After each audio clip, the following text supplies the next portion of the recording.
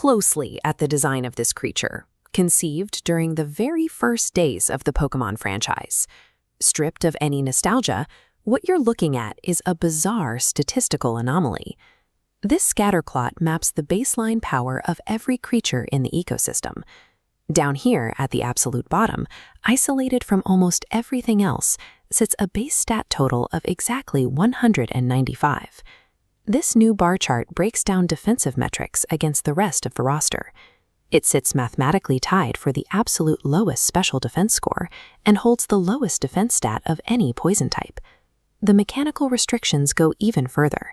If a player tries upgrading it using a technical machine, the standard method for teaching new moves, the game blocks it.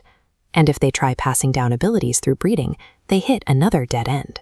Out of over 1,000 unique designs in this franchise, it stands entirely alone in one specific category. It is the only creature that cannot legitimately learn a single normal-type move. Game developers usually build characters to be functional, so we have to ask why they would intentionally code an asset to be so rigidly restricted and mathematically useless in combat. The answer starts with biological realism. Because Weedle is a larval insect, its physical fragility directly matches its early life cycle stage. It operates almost entirely blind, relying on an acute sense of smell to track down its favorite leaves, and it consumes its own body weight in foliage every single day. Those bright yellow and red spherical segments are a textbook example of aposematism. In nature, highly visible, contrasting colors act as a biological warning mechanism, signaling to predators that the prey is extremely toxic. Looking at this anatomical cross-section, you can see its only physical defenses. It has a venomous 2-inch stinger on its head and a barbed point on its tail. These are survival tools meant strictly as deterrents to keep birds away, not weapons for sustained combat.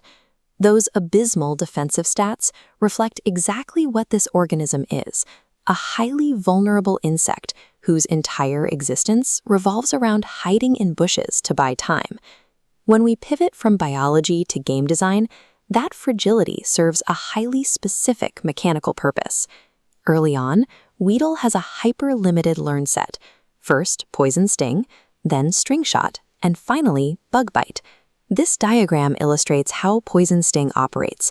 It introduces a recurring damage loop, forcing the player to understand that a status effect will slowly drain an opponent's health over subsequent turns, even without a direct hit.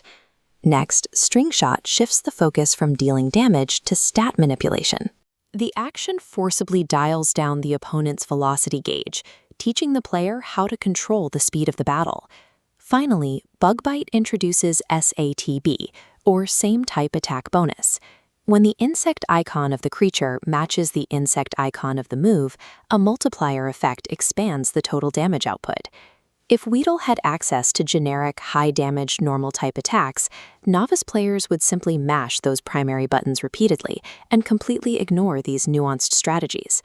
By hard-locking the creature out of those standard moves, the game forces interaction with these secondary effects. Those rigid restrictions built a carefully constructed micro-tutorial. It is specifically engineered to teach novice players advanced combat mechanics without overwhelming them with a massive menu of options. But a tutorial character can't stay on the active roster forever. The ultimate reason this creature is mathematically designed to fail is its hyper-accelerated evolutionary timeline. This timeline graph tracks its progression compared to a standard character. Instead of a flat curve, Weedle hits a massive transformation spike at level 7 to become Kakuna, and another at level 10 to reach Beedrill. Because it sits in the medium-fast experience group, it requires incredibly low amounts of points to level up. This guarantees that any player will trigger a full metamorphosis within their first hour of gameplay. The developers needed a sacrifice. They built a character to be easily caught, struggle briefly, and evolve immediately, completely illustrating the franchise's core mechanic of evolution right out of the gate. While its in-game lifespan is designed to be brief and disposable, that hyper-specific design has secured a permanent legacy in real-world taxonomy. Entomologists officially named a newly discovered species of wasp Stentorceps weedlei, pulling the pixelated bug directly into real-world science. The namesake comes from a highly specific morphological match. Both the fictional larva and the real-world wasp share the distinctive physical feature of a spine positioned precisely in the middle of their heads. Weedle is exactly what it was coded to be, a perfectly engineered stepping stone that successfully trained a generation of players, earning its immortality in both game design